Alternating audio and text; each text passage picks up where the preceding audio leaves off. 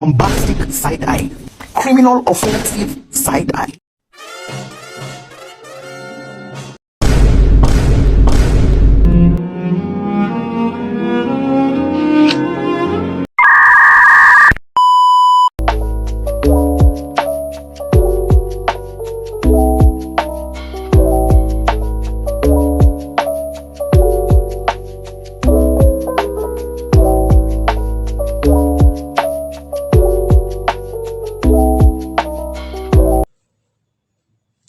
Assalamualaikum warahmatullahi wabarakatuh.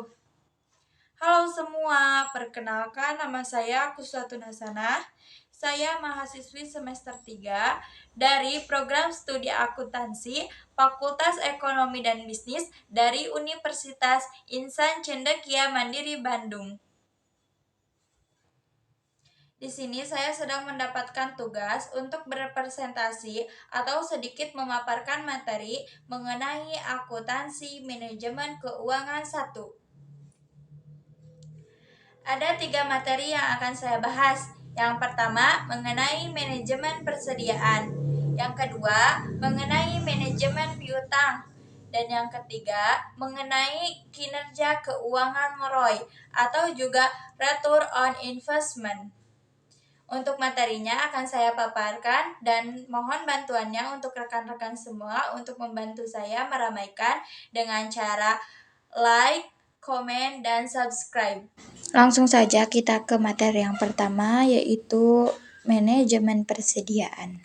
Apa pengertian dan definisi manajemen persediaan? Pengertian manajemen persediaan. Definisi manajemen persediaan adalah bagian dalam manajemen operasional dan manajemen produksi yang memiliki fungsi untuk menjaga serta mengatur stok milik perusahaan. Definisi dari persediaan adalah suatu bahan atau barang yang memang sengaja untuk disimpan dalam memenuhi tujuan tertentu. Konsep dasar manajemen persediaan. 1. Economic Order Quantity atau bisa disebut EOQ. Jumlah optimal barang yang harus dipesan setiap kali untuk meminimalkan total biaya persediaan. 2. Reorder point titik, di mana perusahaan harus melakukan pemesanan ulang untuk menghindari kekurangan stok. 3. Analisis ABC, mengklasifikasikan barang berdasarkan nilai persediaannya untuk menentukan tingkat pengendalian yang diperlukan. Jenis-jenis persediaan. Jenis-jenis persediaan ini terbagi 2. 1. Perusahaan dagang, 2. Perusahaan manufaktur. Yang pertama ada perusahaan dagang, yaitu ada persediaan barang dagang. 2. Perusahaan manufaktur. Ada persediaan bahan baku, persediaan barang dalam proses, dan yang terakhir ada persediaan barang jadi. Fungsi manajemen persediaan. 1. Memastikan kelancaran produksi. 2. Mencegah kekurangan stok. 3. Menyesuaikan pembelian dengan produksi. Yang keempat, mengatasi permintaan mendadak. Contoh soal. Sebuah perusahaan memerlukan 12.000 unit bahan baku per tahun.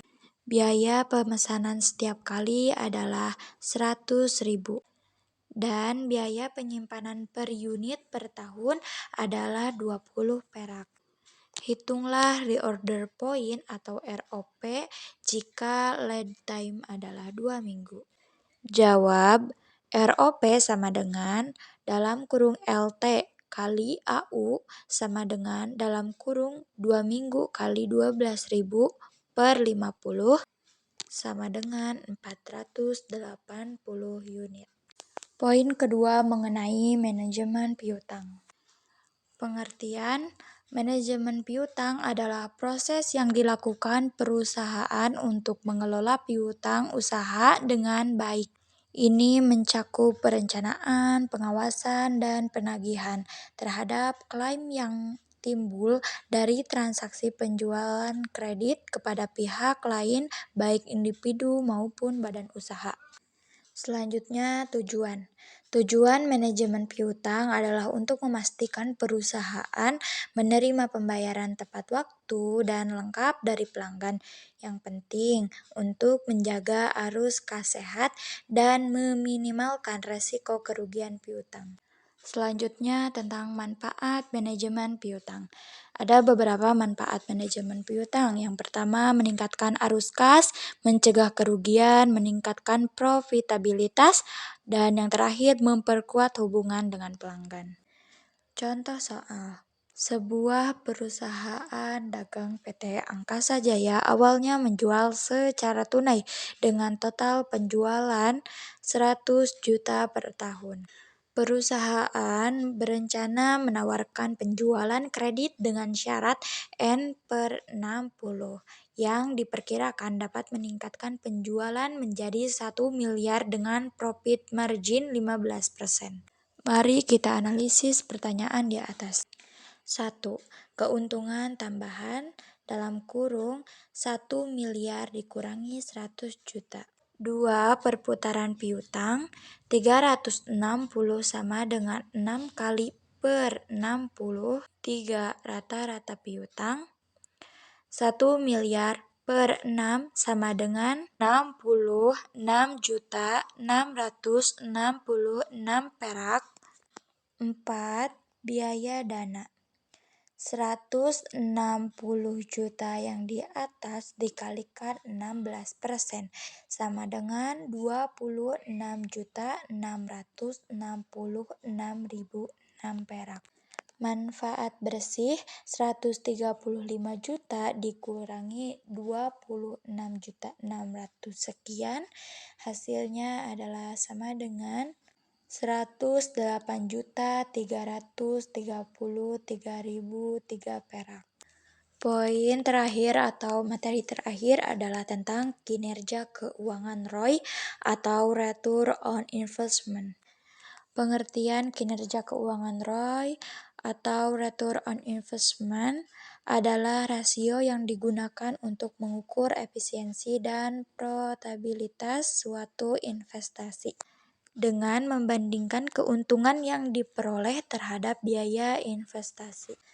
ROI dihitung dengan rumus. Rumus ROI yaitu ROI sama dengan keuntungan bersih per biaya investasi kali 100%. Tujuan mengukur ROI, menilai efisiensi investasi, membantu pengembalian keputusan investasi, dan mengevaluasi potensi keuntungan dari proyek ataupun aset. Poin terakhir yaitu faktor-faktor yang mempengaruhi Return on Investment atau ROI meliputi dari 1. Jenis investasi, 2. Durasi investasi, 3. Biaya investasi, 4. Kondisi pasar, 5. Toleransi resiko, dan yang terakhir keenam, diversifikasi. Contoh soal. Seorang investor membeli saham seharga 50 juta dan menjualnya seharga 60 juta. Hitunglah ROI-nya. Rumus ROI yaitu ROI sama dengan dalam kurung pendapatan dikurangi investasi per investasi dikali 100. Perhitungan. ROI dalam kurung 60 juta dikurangi 50 juta per 50 juta kali 100% sama dengan 20%. Maka ROI investasi tersebut adalah 20%. Mungkin hanya itu materi yang bisa saya paparkan. Mohon maaf bila ada kesalahan serta kekurangannya karena saya masih di tahap pembelajaran. Terima kasih yang sudah mau menonton dari awal sampai akhir hingga selesai. Wassalamualaikum warahmatullahi wabarakatuh.